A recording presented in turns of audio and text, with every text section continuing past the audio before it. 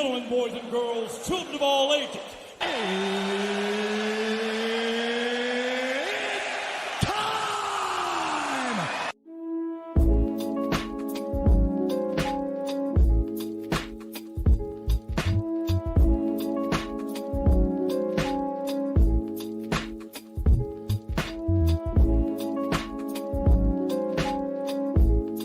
Hello, welcome back to my 2 Cents Podcast, episode 51, which is entitled, So This Is What We're Doing. My name is Gerald Garrett, aka G2. I am the host of this podcast, and before I get into any topics of today, I just want to give you the National Food Days of the week. Today, December 5th, is Comfort Food Day. Tomorrow, December 6th, Gazpacho Day, and also Microwave Oven Day. December 7th, Cotton Candy Day, and also Fairy Floss Day. That's in Great Britain. December 8th, Brownie Day. December 9th, Pastry Day. December 10th, Lager Day. December the 11th, Have a Bagel Day. And that'll be it for this week of National Food Days of the week. I'm talking like this because I got to give you two rest in peace today.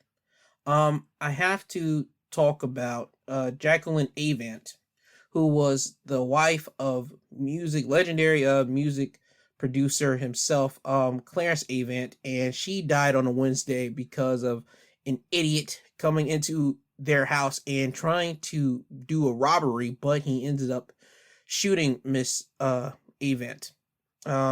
She was 81, while the alleged idiot, Ariel Maynard, was 29, and he was arrested Thursday, announced from the police, and this coming from the New York Post.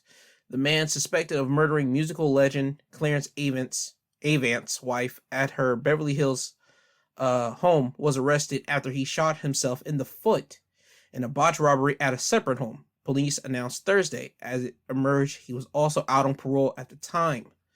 Ariel Maynard, 29, who has an extensive criminal past, was found in a backyard of a different Beverly Hills residence with the wound shortly after he allegedly killed Jaqueline Avant. Beverly Hills Police Department officials said. Cops said the gun wound to his foot was accidentally self-inflicted during an attempted burglary. Beverly Hills Police Chief Mark Stanbrook told reporters on Thursday that Maynard had been out on parole at the time of the slaying and had a long rap sheet. In November of 2013, he pled guilty to a robbery charge and was sentenced to 5 years in prison, according to California Supreme Court records. On July 29th, 2013, he pleaded no contest to a domestic violence incident. He was sentenced to probation for 36 months and was ordered to take domestic violence classes for that case. He was also convicted of felony grand theft and sentenced on June 30th, 2010 to 20 days in LA County Jail and 3 years of formal probation. They just gave you a whole rap sheet of what this man got. And the point being is that this man went into this person's house and you tried to burglarize this house, okay? You tried and you killed someone. And they also said that he acted alone, so he had no partner. Let me make this perfectly clear to everybody here. If you are going to rob somebody, one, don't do it. I do not suggest you doing it at all. Don't do it. All right? Because things can always go awry. You can always shoot somebody. You can always get killed yourself because you don't know who you're robbing. You don't know whatever type of ammunition or whatever they have. So don't rob nobody. It doesn't make sense because you're either going to kill yourself, as I said before, because you're going to end up messing around with the wrong one. You're going to kill somebody else, and that isn't even your intended idea. You're just there to try to take some things. So don't rob nobody. This woman's death did not need to happen at all. So I wanted to put my prayers out there to the Avant family as they're going to have to deal with this. And more or less, they're going to be at the case whenever this man has his trial. And I don't know how somebody can kill somebody in a burglary. I don't know how somebody could kill somebody if they didn't do something to you first. That's just me.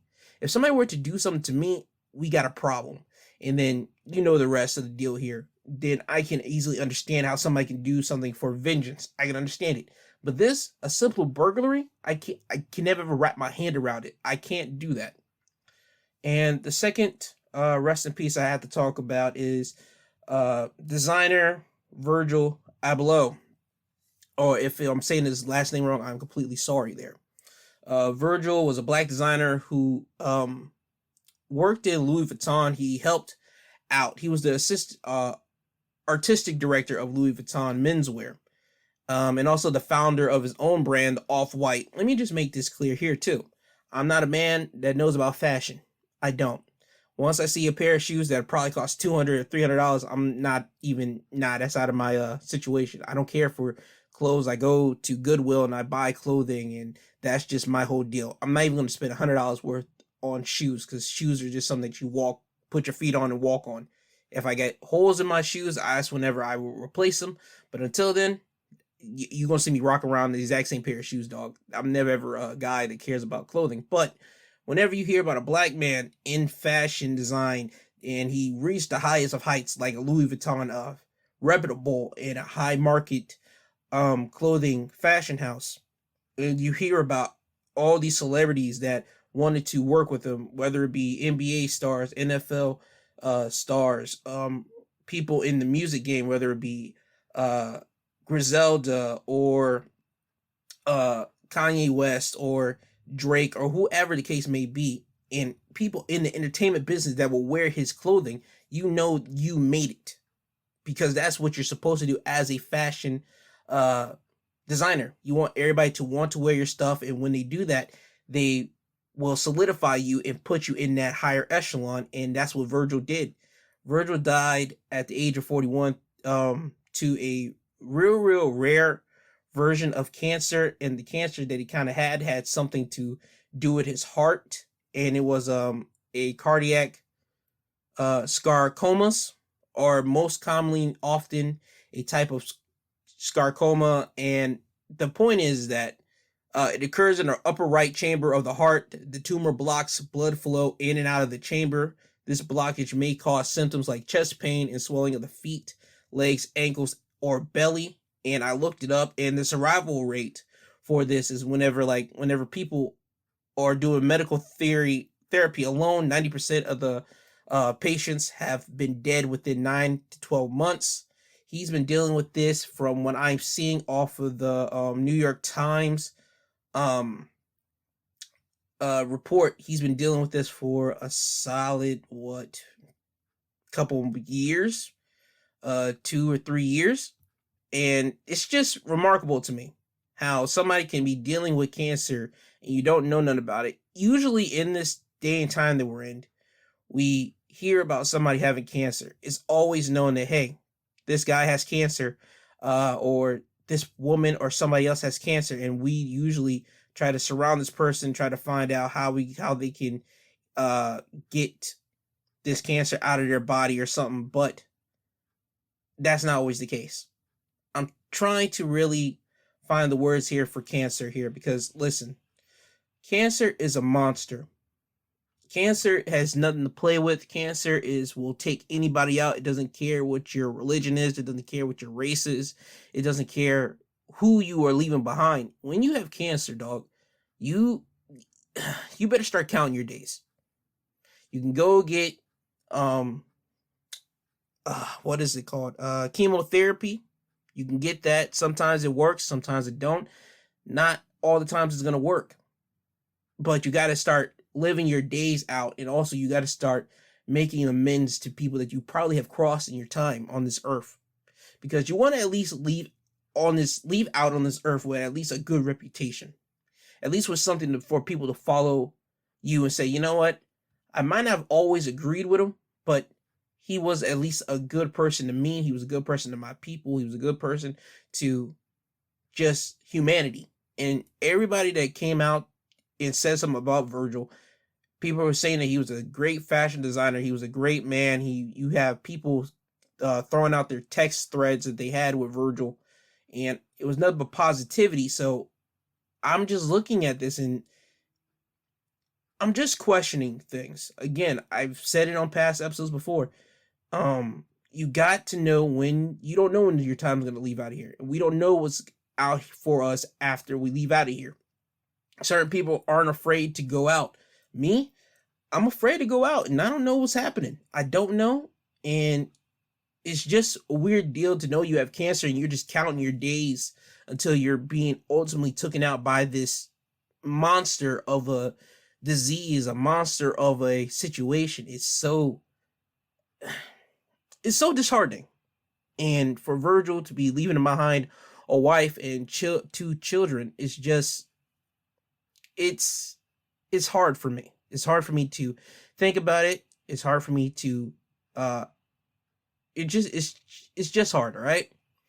I didn't even know the man. It's just that whenever you hear things and you see things, you see the stuff that he designed, which to me looks real basic in certain aspects, but people are saying it's revolutionary. So hey, I always had to put a disclaimer. I'm not a fashion guy, so I wouldn't know what to look for in a fashion piece.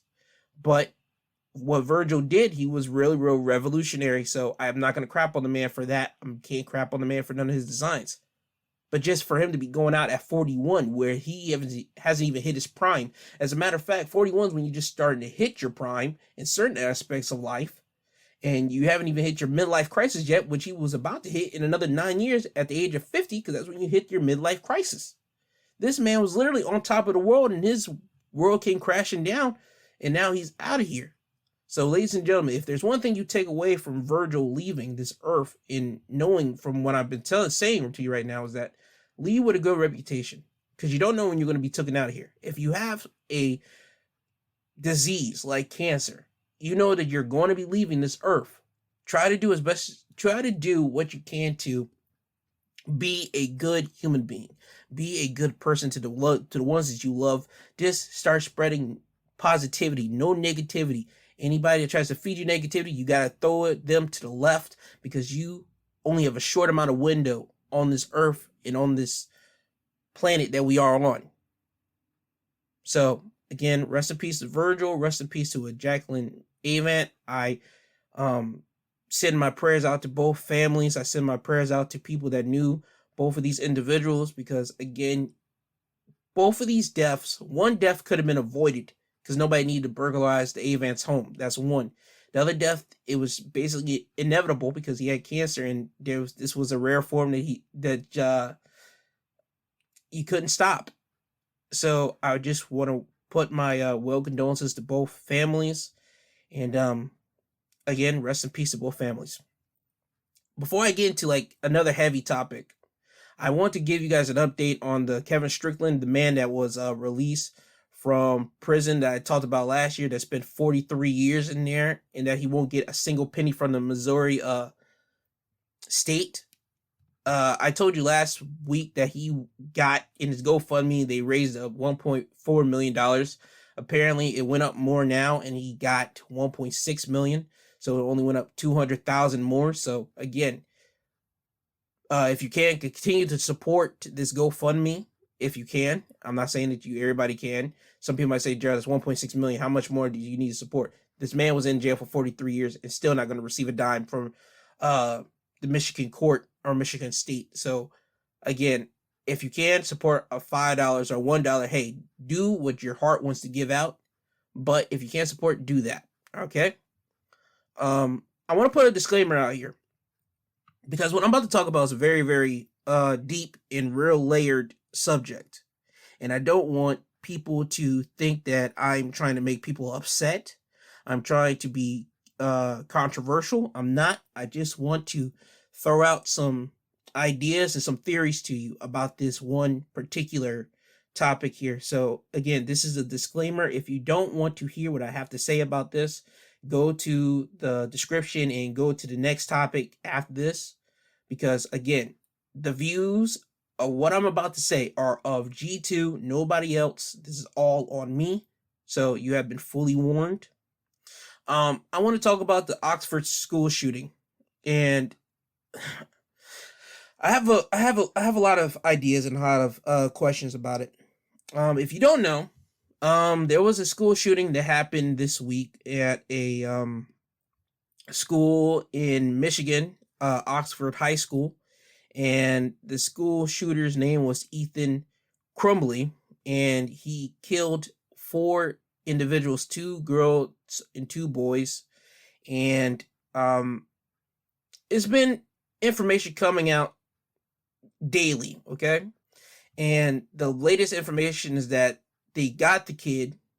He's going to be charged with 4 counts of murder, and now they have this parents, and now they're going to be charging the parents with 4 counts of involuntary manslaughter.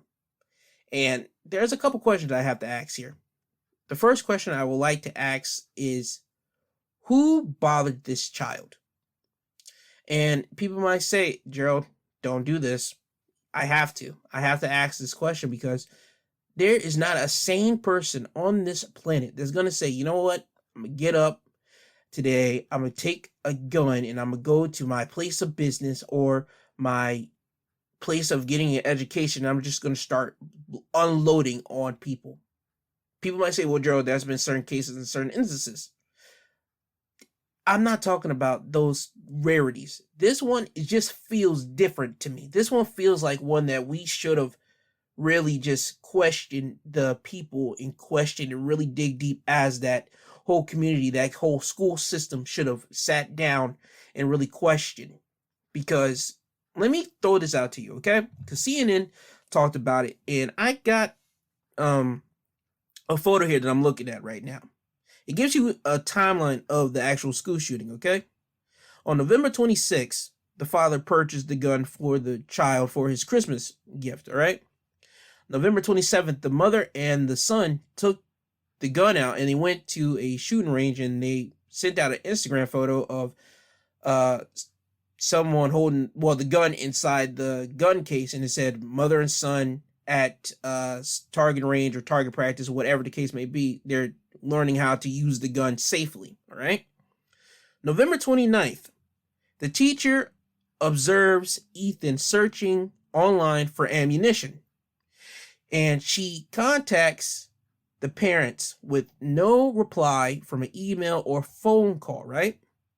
The very next day, Ethan's teacher sees a note on his desk which alarms her to the point that she has to contact the parents again, and this time the parents actually come up to the school. The note contained a drawing of a semi-automatic handgun pointing at the words, "The thoughts won't stop. Help me." And in another part of the drawing on the note is a drawing of a bullet with the following words above the bullet: "Blood everywhere." And between the drawing of the gun and the bullet is the drawing of a person who appears to have been shot twice and bleeding. And below that figure is the drawing of a laughing emoji. And below that is in the words of, "My life is useless." And to the right of those words are, "The world is dead." Okay, that's what the note said, all right? The teacher sees it, calls up the parents come up and to the schoolhouse, and they have a meeting, okay? The parents, the son, and I believe either the principal or the guidance counselor or even the teacher, maybe. Who knows? But they have a meeting up there. The parents are informed of what the note is saying, and they say, "Leave my son in the schoolhouse." Unbeknownst to the people in the schoolhouse, the son in his book bag has the gun, and when he goes back to the school, to his classroom, sometimes later, he starts shooting up the school. 4 people are dead now. Now, it gets reported that the mother gets alerted and the father gets alerted that there's a school shooter going around at the school, and the mother texts the son saying, "Don't do it." And then they say that the father called up the police department and say, there's an active shooter at the school, and apparently that might be my son. So the father gave notice to the school. Well, not the school, but the police department, all right? And as you could tell, the son has been taken into custody. He's going to be awaiting trial for the murders and killings of these 4 individuals. And now the parents they were not alerted, but they were out for their arrest because the prosecution has said that, you know what, we're going to charge the parents with involuntary manslaughter. So they put a report out there, and the parents are out there, but apparently not. The parents called up and say that the parents had a lawyer called up and say, hey, they're not fleeing nothing. They have to get their finance together before they turn themselves in, but they're going to turn themselves in. So Saturday, the parents turned themselves in, they got arraigned, and they're now have a bond set for $500,000 each. So basically together, $1 million for both individuals, which again, you only got to pay 10% of your bond. So together they got to pay $100,000. If you just want to get the father out, you got to pay $50,000. All right. I have a question. It falls back to it.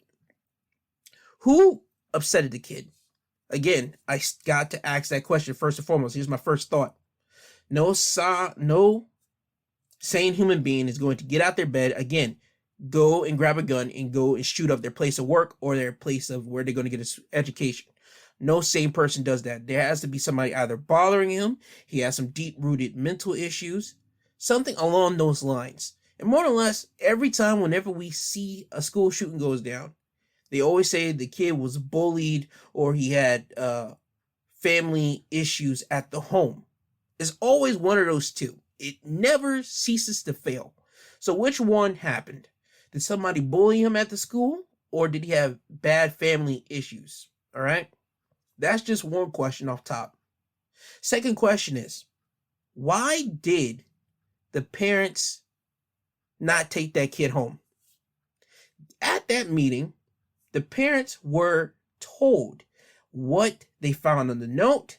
They got told about what their kids searched up the day before about searching for ammunition. As a matter of fact, the parent texted the son a couple hours after being alerted about, hey, your son got found searching ammunition. She texted the son to say, LOL, you got to learn not to get caught. So the mother already knew. So if the mother knew, you knew the father knew, because couples, mothers and fathers, some of them, well, a good majority of them don't. Well, no, I got to reverse that. Some of them don't hide things from each other. So I'm having a feeling that this couple in particular, the mother told the father about what the son searched up about ammunition. There's just my allegedly she told him. So I got to say that alleged. Why didn't the parents take the son out with them? There's no way of why you don't take your son with you after hearing this and after hearing that, hey, yo, your son wrote this on a note talking about, help me, the world is dead, there's a gun there, and yada, yada, yada. My life is useless. There's no way as a parent you don't grab your kid and start talking to them. This is not one of those moments that say, hey, we'll take care of this when we get home. This isn't one of those. This is, no, we're taking you somewhere right now so we can have a conversation, so we can talk. This is going to be a long, arduous process, but it's one that has to be done. Okay, but that's ideology, Joe. That's not reality. Reality is the mother and father might be working, they might have a job, they have to get back to their job, they can't take their son, so Joe, they might keep their kid at the school. Okay, let's roll with the second one, the one that actually did happen. They left the kid at the school. My third thought is, why did the school decide to leave the child inside the classroom? Why? Why did they send the kid back to the classroom instead of keeping him in the office? Okay? Even the Oakland County's sheriff said on Friday that he believed that there was enough reason for Oxford High School officials to contact police about the suspected shooter's concerning behavior before the deadly accident. And that's the county sheriff, a police officer, telling you that he felt that there was enough reason for the school to contact the police, but they didn't. They contacted the parents, and the parents did nothing, but they sent the kid back to the school, back inside the classroom. All right. And I just want to read you a letter that the school sent out to everybody. Okay. And the letter reads like this. Dear Wildcat Nation, we would like to express our continued grief and anguish at the tragic events of the past week. The shooting at Oxford High School has tested the resolve of our students, family, and staff like never before. Our Wildcat community has never been shaken to its core in our hearts or with the families impacted by this unthinkable tragedy and those still recovering from their injuries. Please keep the victims and families in your thoughts and prayers. When this unthinkable tragedy unfolded on the afternoon on November 30th, our staff and students acted swiftly and heroically, which undoubtedly prevented additional deaths and additional injuries by implementing our district's detailed emergency protocols and procedures. We cannot thank our students and staff enough for their quick and decisive action and their bravery. We also immensely thankful for the first responders who responded quickly and literally ran into harm's way to prevent even more dead lives from being lost. As many of you know, the first shots were fired during passing time between classes when hundreds of students were in the hallway transitioning from one classroom to another. Before the shooter was able to walk a short distance to enter the main hallway, students and staff have already entered classrooms, locked doors, erect makeshift barriers, and locked down or fled according to their training. The suspect was not able to gain access to a single classroom. We have asked an independent security consultant to review all district safety practices and procedures. An initial review, including review of videotaped evidence, shown staff and students' response to the shooter was effective, exemplary, and definitively prevented further deaths and injuries. In response to families' concerns, we have also begun the process of reviewing attendance records prior to this event, as well as collecting and reviewing any and all communications that this district may have received. At this time, we agree with the County Sheriff's Office assessments that previous incidents, including those addressed in the November 12th communications to the families, are unrelated to the events of November 30th. Following yesterday's press conference by the Oakland County prosecutor, many of our parents have understandably been asking for the school's version of events leading up to the shootings. It's important to the victims, our staff, and our entire community that a full and transparent accounting be made. To that end, I've asked for the third-party investigation be conducted so we leave no stones unturned, including any and all interaction the student had with staff and students, because that may take time. We wanted to provide some additional specific information about the events that transpired. On November 29th, the student was discovered by a teacher to be viewing images of bullets on his cell phone during class. The suspect met with a counselor and another staff member and indicated he and his mother recently went to the shooting range and that shooting sports are a family hobby. Consistent with our school policies and procedures, the school attempted to make contact with the student's mother to discuss the incident, but did not intentionally hear back. The next day, the parents confirmed his account. On the morning of November 30th, a teacher observed concerning drawings and written statements that have been detailed in media reports, which the teacher reported to school counselors and the dean of students. The student was immediately removed from the classroom and brought to the guidance counselor's office, where he claimed the drawing was part of a video game he was designing and informed counselors that he planned to pursue video game design as a career. The student's parents were also called in. Because it was difficult to reach the parents, the student remained in the office for an hour and a half while counselors continued to observe, analyze, and speak with the student. While waiting for his parents to arrive, the student verbalized his concern he would be missing homework assignments and requested his science homework, which he then worked on while in the office. At no time did counselors believe that the student might harm others based on his behavior, response, and demeanor, which appeared calm. In addition, despite media reports, whether or not the gun was in his backpack has not been confirmed by law enforcement to our knowledge, nor our investigation at this time. While both of his parents were present, counselors asked specific probing questions regarding the potential for self-harm or harm to others. His answers, which were affirmed by his parents during the interview, led counselors to again conclude he did not intend on committing either self-harm or harm to others. The student's parents never advised the school district that he had direct access to a firearm or that he had recently purchased a firearm for himself. Counseling was recommended for him, and his parents were notified that he had 48 hours to seek counseling for their child, or the school would contact Child Protective Services. When the parents were asked to take their son home for the day, they flatly refused and left without their child, apparently to return to work. Given the fact that the child had no prior disciplinary infraction, the decision was made he would be returned to the classroom rather than sent home to an empty house.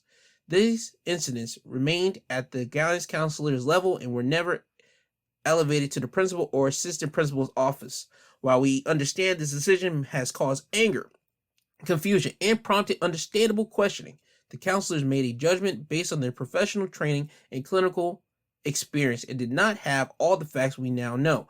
Our counselors are deeply committed, long-standing school members who have dedicated their lives to supporting students and addressing student mental health and behavioral issues. Again, I have personally asked for a third-party review of the events of the past week because of our community and our families deserve a full, transparent, accounting of what occurred. We also plan to make regular updates to our families and communities. Trained mental health professionals and grief counselors with experience in coping with student tragedies are available for anyone who needs the support at this difficult time. Information about counseling is available on the district's websites. We have been asked by some parents regarding our plans for continuing our children's learning and education in the wake of the tragedy. We have already began to discuss the appropriate path and timeline with trained grief counselors, safety experts, law enforcement, our school employees, and our families on the best way to help our community grieve, process, be together, and continue our education.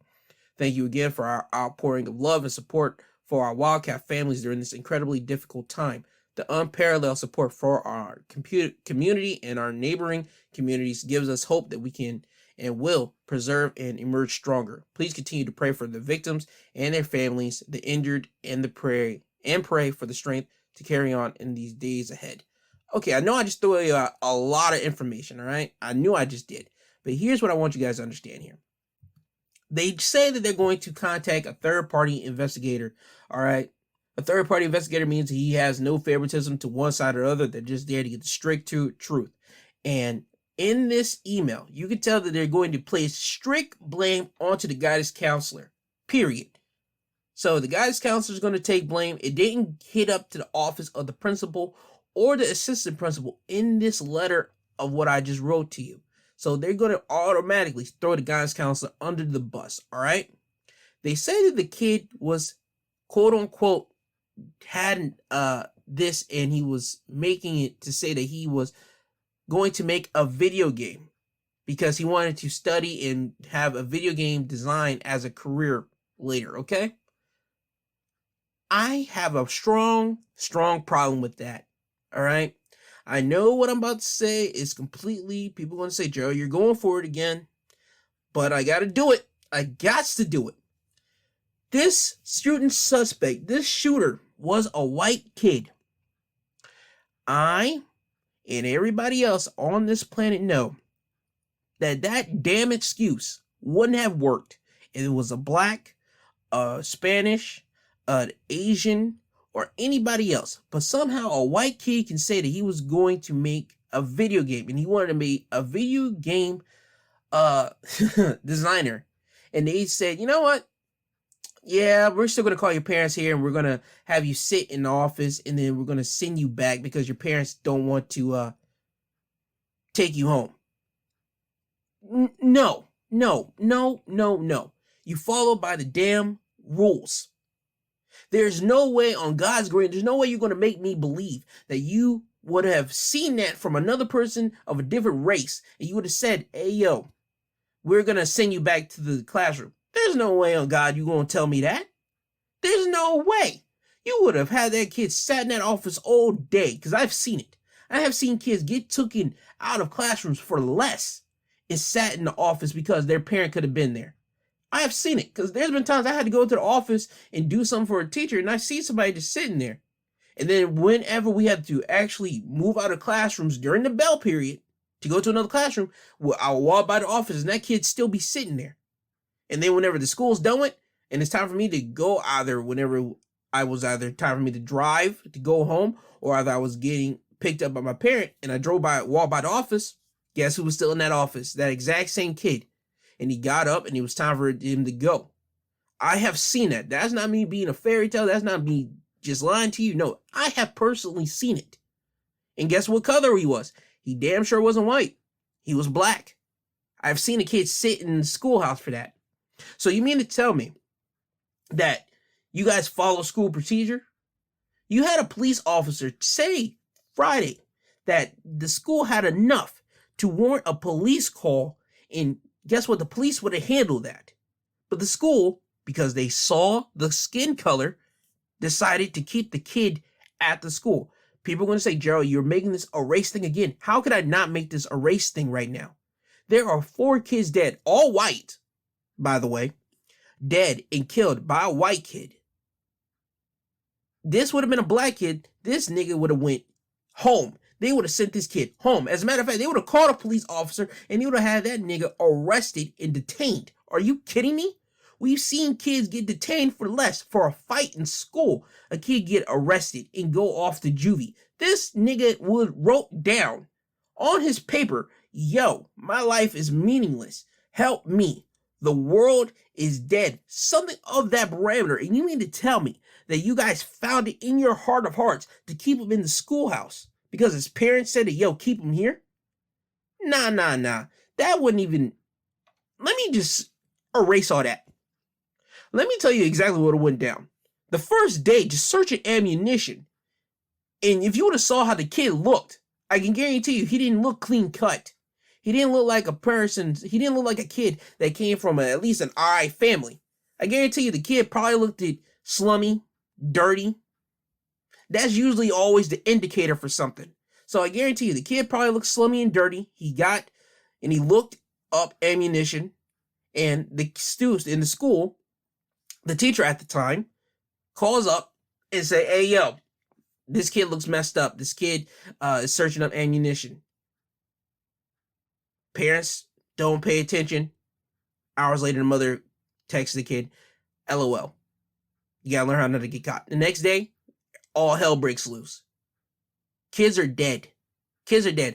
Reverse that off into a black kid or a Hispanic kid or an Asian kid or somebody else that's not white or even a Middle Eastern kid. Coming to school, looking dirty, looking bummy. Search up ammunition. Damn it, that one day would have got that kid suspended. Are you kidding me? If they just feel that you are a threat, there are immediately trigger warnings and red flags off the wazoo. And they would have had him or her in the guidance counselor at a police station or even in the principal's office talking and making you explain yourself for searching up ammunition. They would have had that kid explain that. And if they didn't like your explanation, guess what? You would have got a call from school. You would have got some suspension. You would have got something off rip, just off of looking up ammunition. Okay? That's 1. 2, let's say you don't get suspended. Let's say they just talk to you and they just want to see what you're doing. Okay. Let's follow up with the next day. Still, black kid, Hispanic kid, Middle Eastern, Oriental kid. Still looking dusty, still looking dirty, because I guarantee you this is exactly what that kid looked like. Guarantee you. I'm not even trying to play you guys in the mindset. I guarantee you that's exactly what the kid looked like. Has a note. Has everything said exactly what, verb for word, bar for bar, on that paper. That kid would have sat there, took us right in that office all day if their parent couldn't have took them home. As a matter of fact, that kid wouldn't have even gotten to the office. That kid would have gotten to the office and waited until the police officer comes there and grab him up and take him down to the police station. And then guess what? The police station, the kid would have sat there, and then guess what would have happened? The parent would have to come there and pick up their kid from the police station. There's no way you mean to tell me that that kid would have been sitting there in that office all day, especially writing that? Nah. So that's just my deal off of that. If it was a different orientation, a different ethnicity, that kid would have damn sure would have not have even made it to the point of going back to that freaking classroom and being able to do what he did. So that's out the window right there. That was none but white privilege right there. And people gonna say, Gerald, you're going white privilege again.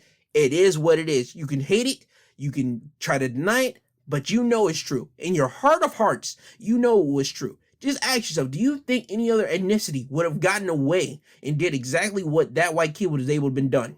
Just think about that. And if you know that is straight up no, tell me what it is. If it's not white privilege, then you tell me what it is. Because I can tell you, it's white privilege. That's one. Two, if you are going to arrest the parents, you got to get something for the guidance counselor. You got to. You got to go after the school. The school's going to get hit with a civil suit. I understand that. They know exactly they're going to get hit with a civil suit. But you got to go after the guidance counselor. Because there's no way, and I mean no way, that the people in that school should have sent that kid back to that office after a legit day before hit with ammunition. Day later, the note that says, "Help me, the world is dead." Body with 2 bullet holes in it on the paper with a gun. There's no way that as a guidance counselor with all the years worth of training, you would have sent that kid back to the freaking classroom. There's no way on the world. None. There's 4 deaths here that could have been prevented if the school would have did their job. Damn if the parents didn't want to take the kid back. You guys could have did your job effectively and had that kid sit in the office or call police up and take care of the problem. But you didn't. You guys call up child protection services on everything else. I used to see people talk about how CPS will come to their home and just observe them because of something. Okay? We've seen it. I've heard stories of things far lesser than this. If the kid looks bummy, if the kid looks tired, if the kid was acting up in school, they'll call CPS on a person. And guess what ethnicity they usually were? Black. Guess what ethnicity they usually were? Hispanic. That I've seen. Personally, I have seen it.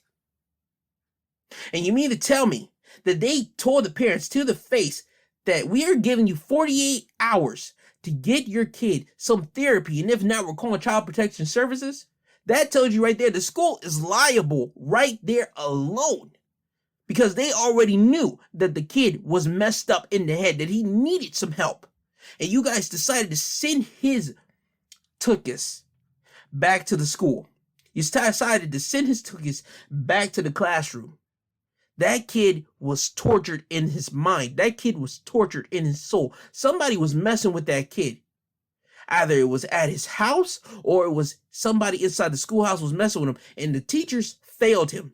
His parents failed him already. I'm gonna call a spade a spade. His parents failed him already by not taking his ass home.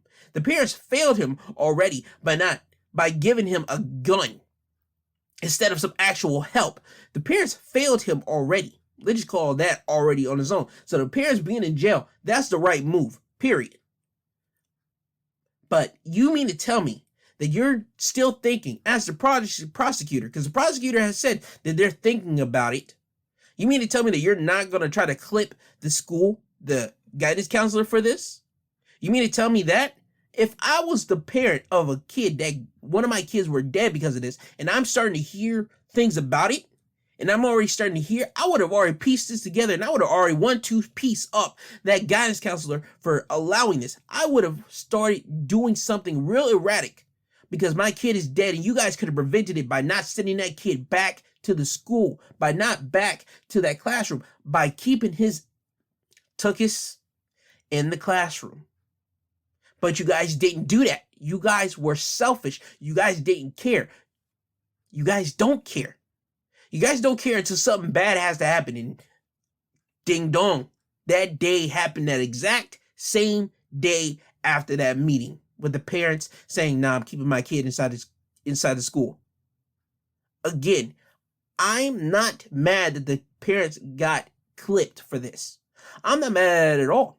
The parents need to get clipped because they were told in advance the day before that the nigga was searching up ammunition, and they were told literally hours before the kid did the shooting that, "Hey, yo, your kid wrote this. We're giving you 48 hours. At that moment, the parents should have said, "You know what? I got to call up my job, take care of this," and explain it to them exactly what was going down of, "Yo, my kid did this. My kid's wild right now. I need to take care of this." But I'm going to get into the job aspect later or why that didn't happen. I'm going to get into that in a minute. But I still just want to focus and hone in on this. You mean to tell me, and this is me you talking to, that you guys, and I'm trying to really pick my words real easy right here because I'm not trying to get all out of character here. I'm not trying to get all angry because I'm angry right now. You mean to tell me that you guys seriously didn't see this coming? You guys mean to tell me you guys seriously didn't see this kid shooting up inside in that school? You guys didn't. Or did you guys not care? You guys simply just didn't care. You didn't. You didn't care. It's easy. It's okay to say that. You're going to sound like a dick, but it's okay to say, hey, we didn't care. We were too busy focusing on every other kid instead of this one kid. But here's the deal. Whenever one teacher is telling people in the office, hey, yo, this kid wrote this, the office is now aware of that child. And then when the child gets pulled up into either the guidance counselor office, because apparently, again, they're throwing the guidance counselor under the bus, and about how the principal and the assistant principal didn't know nothing about this.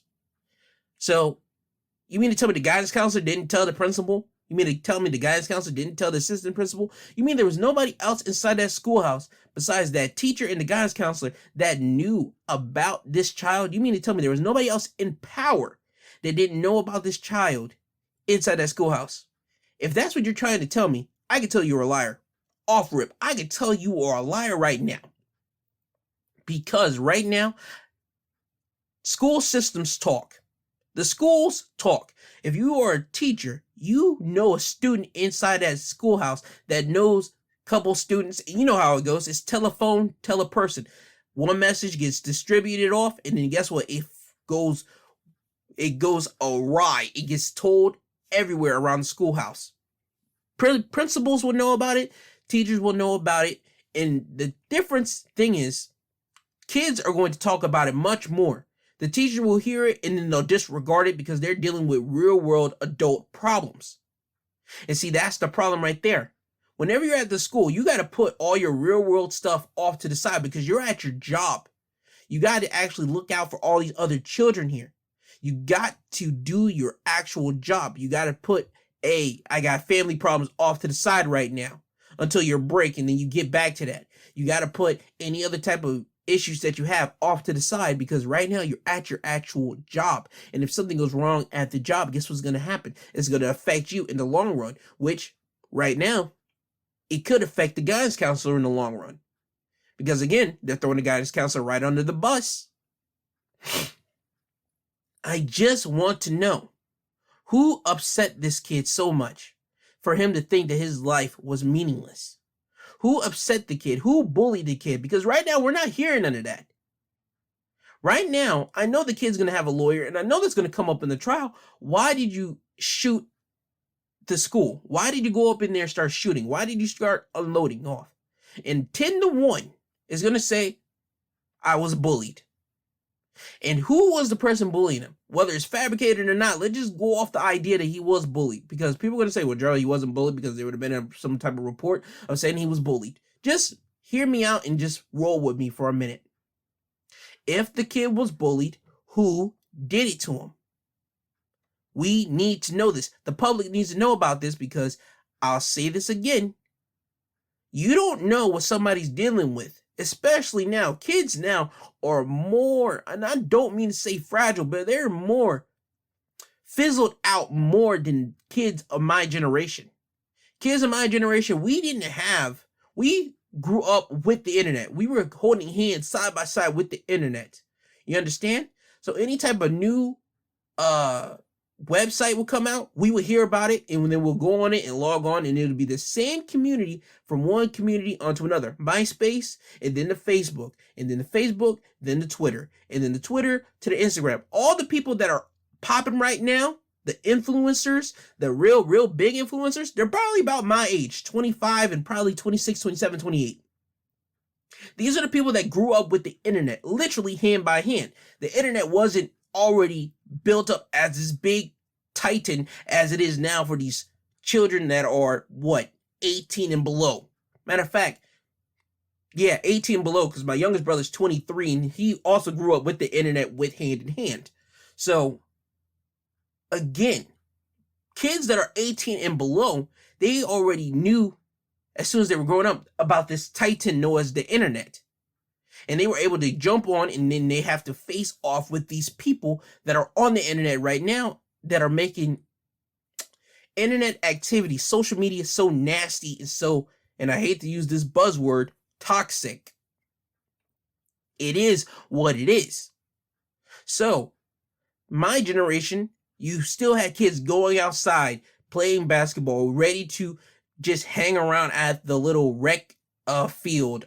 For me, we had a little baseball field that everybody would go to just have another free time before you had to go home. That was our little habitat. We had parks that you still could have went to. Kids actually did things outside. Kids now, not so much. If they do, guess what they're doing it on? They're doing it trying to get social media famous. They're trying to get famous off of social media. So they'll do some type of stupid trick. They'll try to do some prank. They'll try to do some type of thing outside, but they're doing it with the intent of trying to be famous instead of actually having fun. That's what my generation did. We would actually have fun outside. We were the last of the dying generation of kids going outside having fun. While this generation of kids, we go outside and try to be famous. We're trying to get internet famous. And even then, what is the biggest thing now going on is cyberbullying. We didn't have that. Again, growing up hand in hand with the internet, if somebody was bullying you, you get bullied to face, and then when you go home, hey, that was done. You didn't see your bully until you went back to school the next day, and that was it. Now kids are literally seeing their bully 24/7. You get bullied face to face, and then now if you go on social media, you get bullied by either your bully or people on the internet that you have never seen in a day in your life that just decided to start bullying you and harassing you on the internet. For me, I have never been harassed or anything, but I've always heard stories about people being harassed on the internet. My quick theory is, hey man, the internet's not real. Don't worry about it. Just turn it off or go to YouTube or something else. Certain people can't deal with that. Certain people read the comments. Certain people actually engage with people back and forth on the internet, and that's a dangerous thing to do. But getting back to my thing, this kid was straight up 15. Ethan Crumbly was 15. He came to school and he started shooting up. I just don't understand how the school didn't take precautions to this. That exact day, if the parents say, we're not taking my kid home, how on God's green, as a school institution, do you allow that to happen? Do you allow to throw that kid right back into the classroom? Apparently, they did it because they didn't care. I'll make it straight up simple for you. They did not care. And with that, you now have 4 kids that are dead because of your negligence. The parents already are negligent. By definition, they're negligent, period. There's no ifs, ands, or buts. The school is where I have a problem with. I will give blame to everybody included. The kid, he gets blamed for bringing the gun to school and starts shooting up. I want to know who messed with that kid. Because again, I need to know. That is a serious thing. Bullying is a serious thing because and especially younger kids, are much more fragile than people of my decade, people of my era, and the eras before me. It seems that as we're getting older, the generation of my generation are having kids that are getting, and I hate to use this and I hate to say this, we're getting our kids soft. Yes, we used to have kids bullying us. Yes, we used to have fights at the school. Now it no longer is fights anymore. It ain't that anymore. We're going to shoot you. People don't fight anymore. And I'm not encouraging fighting, but it's true. It is what it is. I'm not saying nothing wrong. I'm telling you exactly how it is. People now are having their kids are shooting each other instead of throwing the fade, throwing the fair one, actually having a fight with each other and calling it quits after that. There were elder statesmen. You can look back and you'll hear from older people. Ask your mother and your fathers how the people at school used to handle their problems. And they'll tell you they used to get into fights and they'll call it quits after that. Now, kids, hey man, this kid say something about me, I'm going to hold on to that. It's going to mess with me mentally, and it's going to constantly tick me off until I have to do something, and then more or less is usually some type of school shooting. And school shootings are very, very not wildfire. It doesn't happen all the time, but when it happens, you know what caused it. There are kids right now that will commit suicide because of getting bullied so much, instead of fighting their bully, because guess what? Either their bully's too big or either they can't, because inside their self, their mental health are telling them they can't fight this person because they're having internal struggles with themselves. This kid wrote it on there. Help me. Help me. He wrote it on the paper, and the school and the parents failed him. So this kid took action. He shot up people in the school, and now he's in jail. His parents are in jail next to him, and somebody inside that school got to get it. Somebody in that school got to go. Again, they're throwing the guidance counselor under the bus for this. And I just have the question. Do you guys think that the school should be held responsible for this criminally, not civil suit? Civil suits always happen, and the school always pays out to the parents. Money is not going to bring back your freaking 14-year-old, your 16-year-old, your 17-year-old that they didn't get to enjoy life. They didn't get to die at 41 like Virgil, who had cancer, who actually got to live his life out, at least some, and attain what he was able to obtain. They didn't die at the age of 81 like Jaqueline, Avant, who had a burglary, but she was able to live a life of 81 years living. These kids died at 14, 16, and 17. Their life hasn't even begun.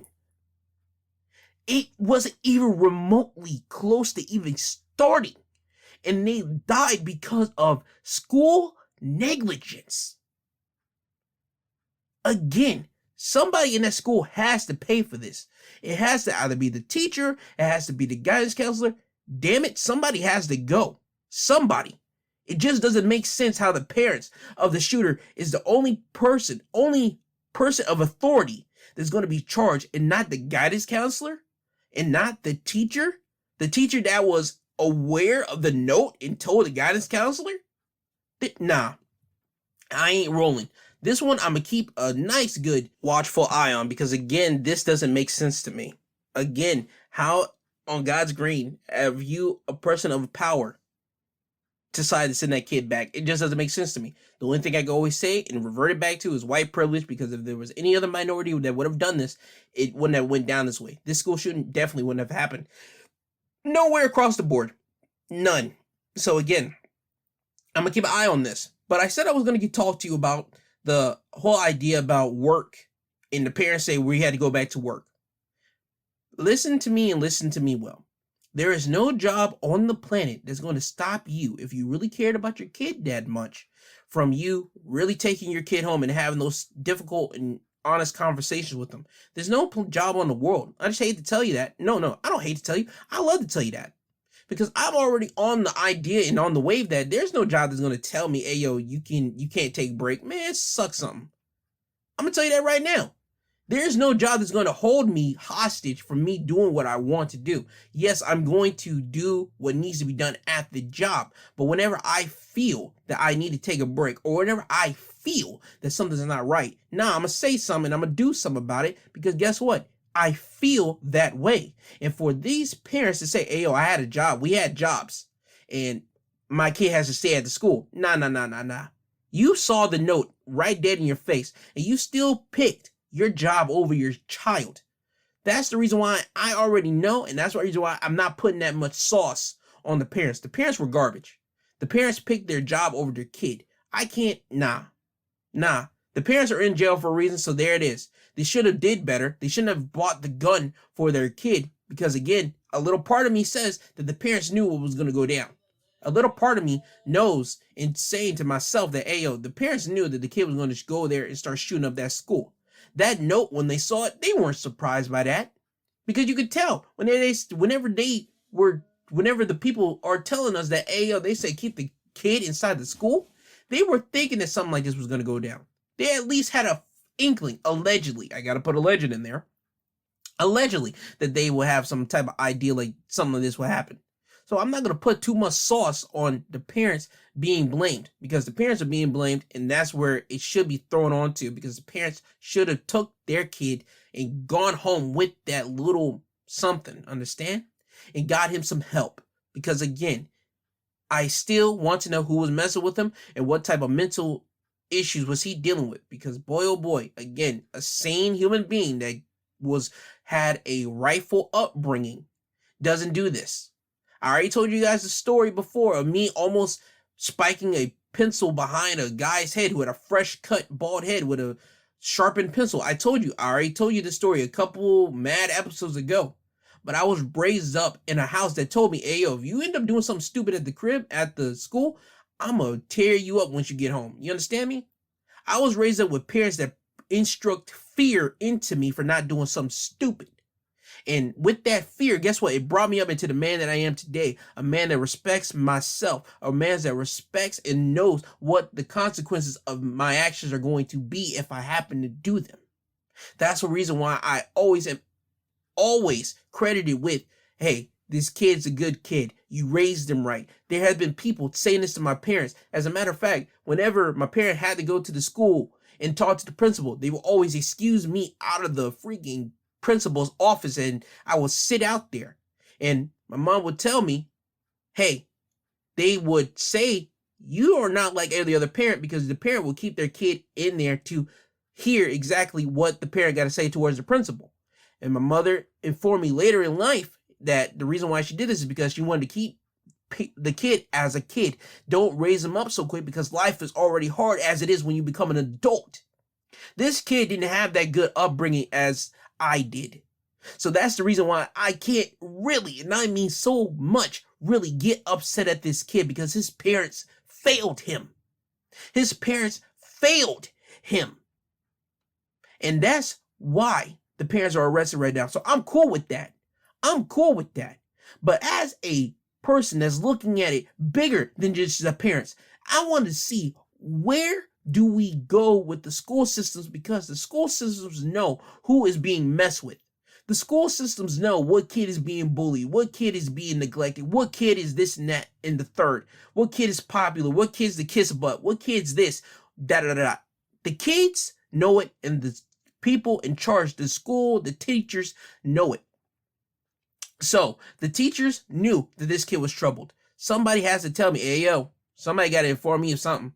Somebody got to inform the people of something. I'll be waiting for the trial, because when the trial happens, I guarantee you, one of the questions is going to be asked, why did you take the gun to school?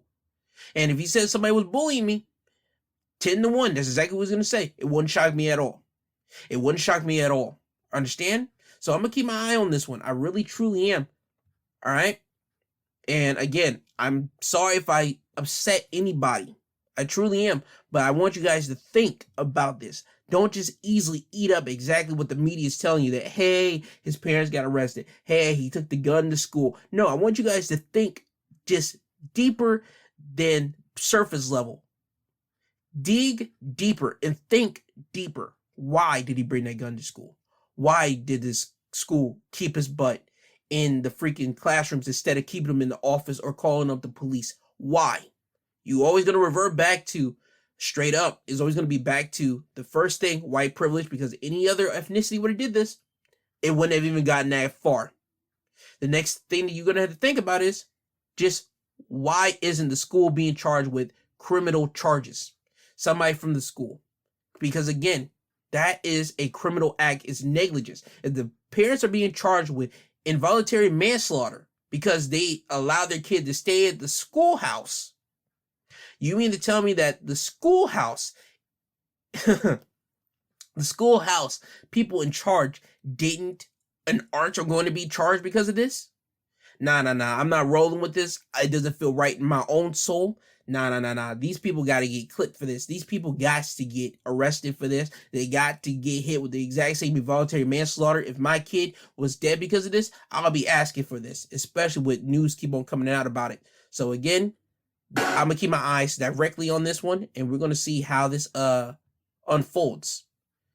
Now, what the next topic I want to talk about is talking about Chris Cuomo being suspended from CNN, and CNN has no idea what their future lies. And here's what I've been told, not told, but here's what I'm reading from thehill.com. Chris Cuomo is facing an uncertain future at CNN following his suspension from anchoring duties this week. The network's suspension of Cuomo over his efforts to help his brother, former New York Governor Andrew Cuomo, deal with his sexual harassment allegations has riled the outlet internally, sent conservative critics into a gleeful frenzy, and sparked debates about ethical standards in national media. This wasn't just brothers talking about their lives or even about politics. Eliza Batista, campaign director at Ultraviolet, a leading national gender justice organization, said in a statement released before the suspension. This was a major network news anchor actively working to support the former governor of New York in pushing back against sexual harassment allegations and downgrading survivors of abuse. CNN should immediately sever ties with Chris Cuomo. Anything less is unacceptable and further harms survivors of sexual abuse. CNN is conducting a review of Cuomo's conduct and has not given a timeline on how long this will take or how it will ultimately be taken care of. The network did not respond to a request for additional comment late this week. Cuomo has been a leading star for the network, but his cozy interviews in 2020 with his brother, who at the time was riding a wave of positive media for his handling of the coronavirus, is looking worse and worse with the passing of time. All right, they're going to go into more other things, but here's the deal. Chris Cuomo is being suspended now by CNN. Okay, we knew that he was already helping his brother out. This was months ago that it was reported that he was helping his brother out. So I want to know, what did they find? What made them say, hey, yo, we are going to suspend him? As a matter of fact, right here, CNN itself reported on Tuesday that Cuomo's suspension came after staffers at the network had internally expressed dismay at the anchor's conduct. Fellow CNN anchor Anderson Cooper anchored Cuomo's 9 o'clock hour that evening and will do so for the duration of his suspension, which is indefinite, the network said. You have some colleagues here at CNN who are mad at Chris Cuomo for putting the network in a tough spot and wanted to see action. The CNN chief media correspondent Brian Stidler said on the network's morning program New Day on Wednesday following the suspension. See, but with that right there, okay? Chris Cuomo's staffers were upset at how the network dealt with this. So the network decided to say, hey, we're going to suspend you now. Oh, no, right here. The suspension followed the release of previous undisclosed documents from New York State's Attorney General's office, which investigated the claims against the ex-governor, nearly a dozen women. Oh, my God. The newly released documents, including text messages and transcripts of an interview between the anchor and the state investigators, suggested Chris Cuomo worked closely with the aides to his brother to protect him. Duh! In one text message sent in March, Melissa Del Rosa, who was among the former governor's closest confidants, asked Chris Cuomo to check with his sources at media outlets about any additional women who might be talking to journalists or considering coming forward with claims against the governor. Cuomo responded to De Rosa over the text that he would do so. The documents shown and confirmed to her in a subsequent message that after following up with his sources, no one has heard that yet. And another text message, Chris texted De Rosa that he received a lead on the wedding girl in an apparent reference to a woman who had publicly alleged that the former governor touched her inappropriately during a wedding they were photographed at. The release of the documents, which CNN said it had not previously seen, led directly to Cuomo's suspension. A network spokesman said they raised serious questions. When Chris admitted to us that he had offered advice to his brother's staff, he broke our rules and we acknowledged that publicly, the spokesperson said. But we also appreciated the unique position he was in and understood his need to put family first and job second. However, these documents point to a greater level of involvement in his brother's efforts than we previously knew. Oh, get out of here. Suck a raspberry, dog. Y'all knew about it. You guys knew. Quit it. Quit it now. For the love of God. I hate... See, this is what it goes back to.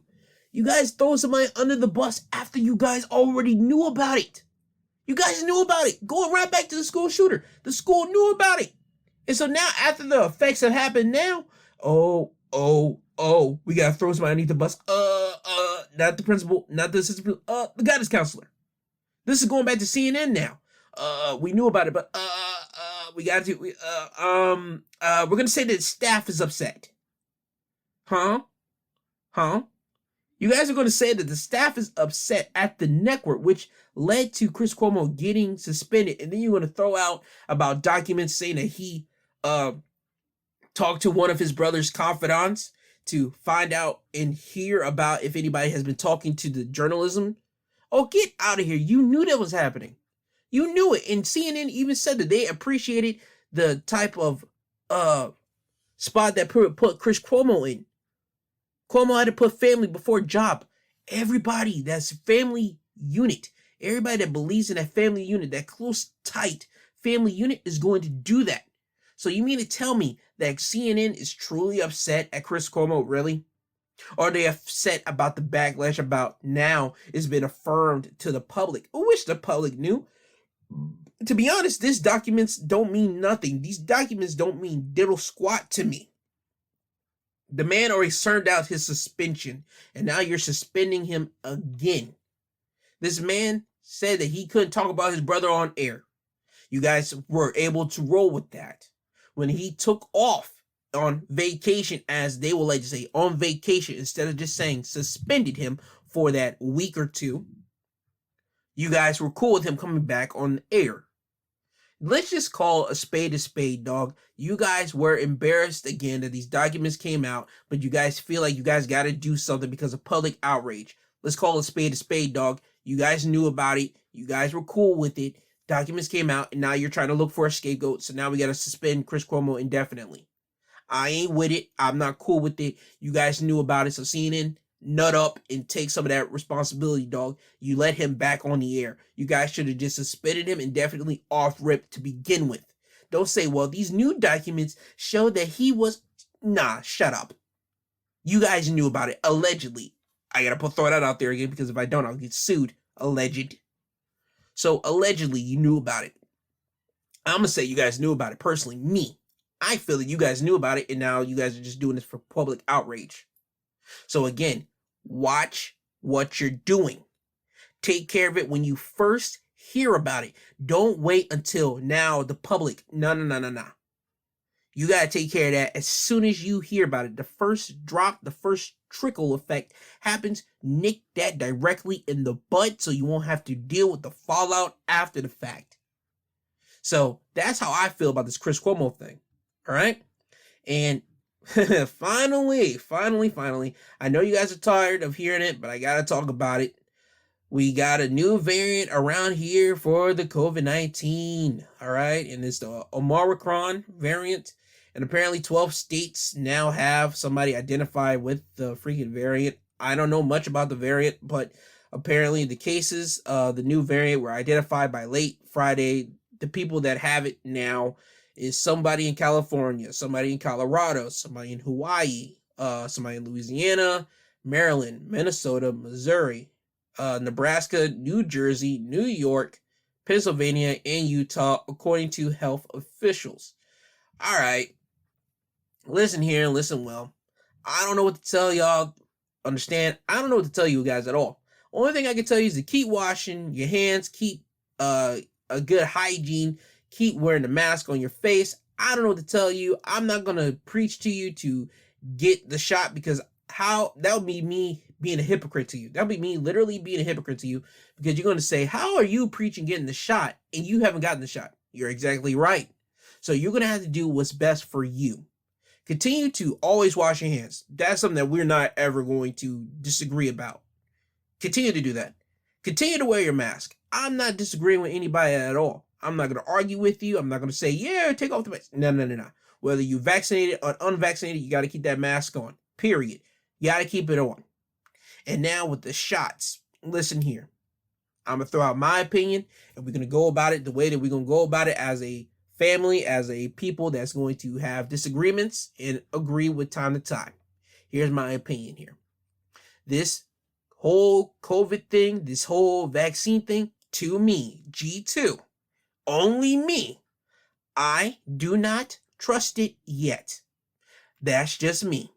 This vaccine is not going to protect me. You need to talk to your health officials. You need to talk to your doctor. Can this vaccine even help you at all?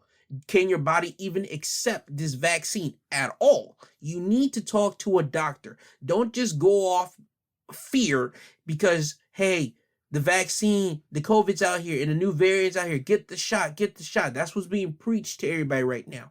I'm telling you to talk to your doctor, talk to people that actually know your history, your medical history. Talk to them and see, is the vaccine worthy for your body, is needed for your immune system. Please do that. Don't just go off of, hey, get the vaccine because that's what everybody's doing. Don't do that. Go to your doctor, talk to them. Me, I don't trust the vaccine yet because as you can tell now, we have another COVID variant. And before that one, we had another one. It was called the Delta variant. And before that, it was COVID-19 now. Dog, listen here. When the vaccine came out, you had a shot that you had to take twice. You had to take the first shot, then 2 weeks later, you had to get the other shot. And then they introduced another shot that you actually could do one shot or do it all. You don't have to take the 2 shots. Okay? Those are your 2 options. Now they're giving you a booster shot.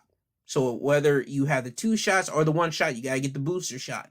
And now they're saying that you got to take another shot now because for this Omicron variant. Dog, listen. You guys are injecting so many things into your body that I don't even know if they know what they're doing. Me personally, that's just my opinion. I am not a doctor. I am not a man of science that knows about the medicine like that. I don't know. So do not take my word as gospel. But just hear me out. Again, I don't know.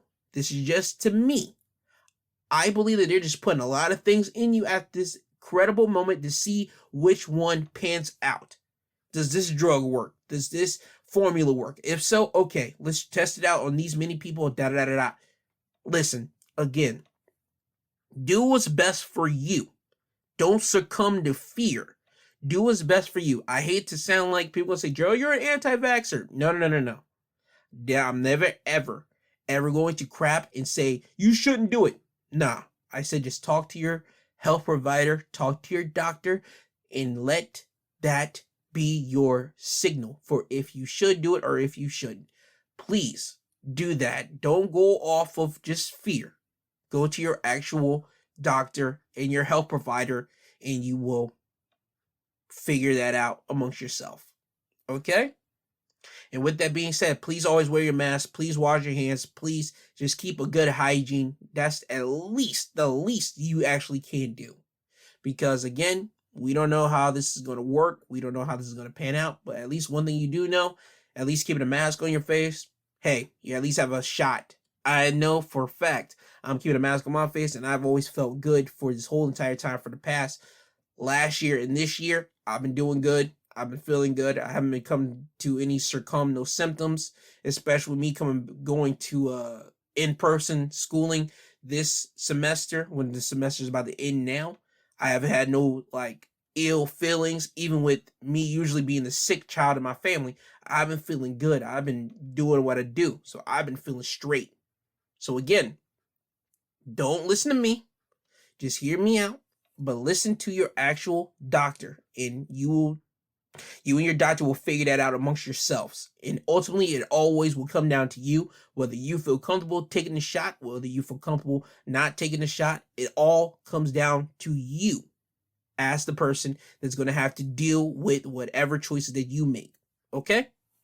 And with that, I would like to say, I will be covering next week. I'll be covering the Giselle Maxwell case, and I will be starting to cover the Daunte Wright case. If you don't know Daunte Wright, that was the case of the woman police officer that shot Daunte Wright whenever she said she was looking for a taser, but she shot him, so now he's dead. I will be covering that because they just now got, this week, they got the jury for her trial that's going to be set up, and I think it's going to start this week, and I will be giving you guys updates on that next week. But with that, let me get you guys out of here. My social media links on Twitter, you can find me at My2Podcast. Instagram, My2Cents Podcast G2. email. You can email me at my2centspod@yahoo.com. Remember, this email is for anything you want to talk to me about. If you disagree with what I said, hey, you can email me there. If you agree with what I said, and if you think I should have went deeper and you got more information about a topic, you can email me there. If you feel depressed, because remember, this is now holiday time. People are getting into their emotional bag because they don't have certain individuals that used to be here. Hey, you can contact me and we can have a conversation, or I could be your listening wall. This email is for you, the listening people. I'm here strictly for you. Don't think that you got to end it all or you got to do something outrageous to gather somebody's attention. Email me, please. Email me. I am here, okay? I want to thank Apple Podcasts, Google Podcasts, Amazon Music, Audible, and I believe, did I say Apple's Podbean? I believe that's where I went to. Anyway, I want to thank all these podcast stations because, again, they could easily kick me off because, boy, oh boy, do I be saying certain things that I don't think a lot of people agree with. But, hey, I'm glad that they have still kept me here and they still kept me to you guys listening ears, so I'm glad for that. So, and you can always look for past and future episodes on Podbean, Apple Podcasts, Google Podcasts, Amazon Music, and Audible. These where you can find past episodes and future episodes of this podcast. And remember, if you are a wrestling fan, I am going to be covering NXT's War Games tomorrow. Yes, tomorrow you'll be able to hear it because the pay-per-view will happen tonight. It's on Peacock. Get it. It's $5 if you're a wrestling fan. If you're not, hey, that's fine and cool. I just want to let you know what I'm going to be doing. And with that, always remember, I love you, I love you, I love you. I love you, I love you, I love you. and I do truly love you. Don't think what I said today as something wrong or I was just trying to be controversial. Again, it's just me and how I feel. And I believe people need to understand that because everybody is different out here in this world. But again, I want everybody to have a great Sunday. I want everybody to have a great week. This week is finals weeks for college students, including myself. Please pray for everybody that has to do their finals because boy, do we need it. And boy, do I need it. And with that, I do love you all. This isn't goodbye. This is until you hear this sweet sounding voice again. This has been G2. He is I and I am him. Have a great Sunday. And Kanye, can you please take these people home? I'm tired, you tired, Jesus wept.